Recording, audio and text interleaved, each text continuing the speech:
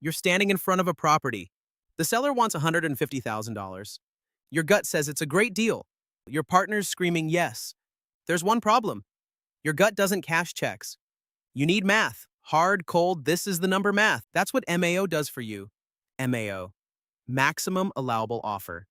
It's the single most important number in real estate investing. It's the ceiling, the red line, the price above which you're gambling instead of investing. Cross it, and you're hoping for profit. Stay under it, and you're engineering profit. Big difference. Here's the formula for wholesalers. ARV times 70% minus rehab costs minus your assignment fee. That's it. 4 variables, 1 answer. Let me show you how this plays out in the real world. Property in Memphis. 3-bed, 2-bath, needs cosmetic work. ARV based on comps, $250,000. Rehab estimate, $40,000.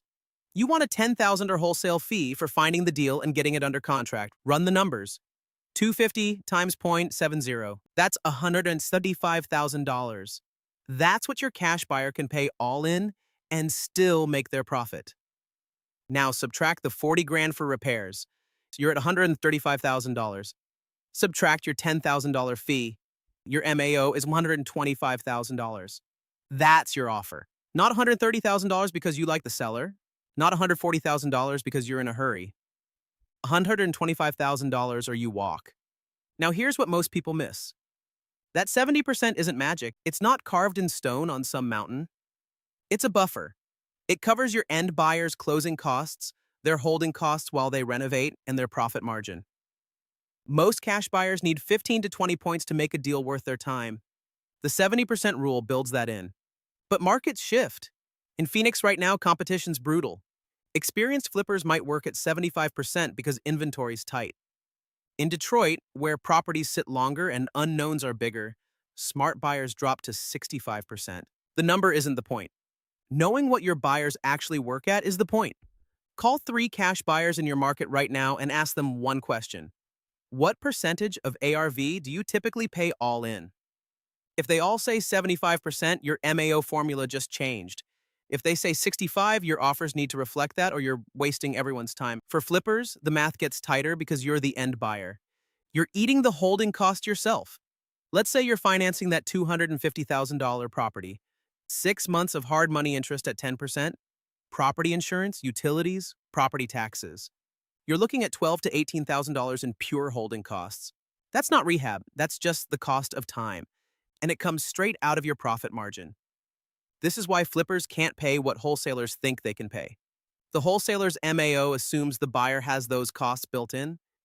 But when you are the buyer, you feel every dollar. Here's the thing nobody talks about. The formula's easy. A 5th grader can multiply by 0.7 and subtract 2 numbers. What's hard is getting the inputs right. Garbage ARV, garbage MAO. Inflated rehab estimate, you lose deals. Underestimated rehab, you lose money. The formula's only as good as the intelligence you feed it. FlipMantis runs this calculation automatically. Pull any property address, enter your rehab estimate. The underwriting tool shows your MAO for wholesale, flip, and BRRRR strategies side by side. Change the rehab number, everything updates in real time. It also flags when your ARV looks suspicious compared to recent comps in that neighborhood. That's the tool keeping you honest when excitement starts clouding judgment.